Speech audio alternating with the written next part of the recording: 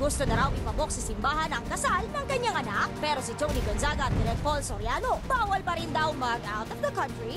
Halos 6 na taon na ang relasyon ni na Tony at Direk Paul. Pero hanggang sa ngayon ay marami pa rin daw silang hindi nagagawa as a couple. At isa na nga rito ang pagbabakasyon sa ibang bansa.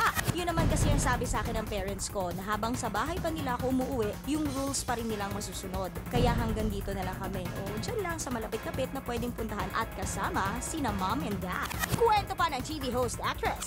Sa maraming bagay, we can say na we're deprived, pero maganda rin kasi we continue to discover more things in the relationship. And we can see na the relationship is just getting better and stronger. Samantala, kung sobrang higpit sa kanilang mga lakad sina Mami Penty at Daddy Bono, kay isang nakakagulat na revelasyon naman ang ibinahagi ni Tony dahil si Mami Penty atat na raw ipabok sa simbahan ang kanyang kasal.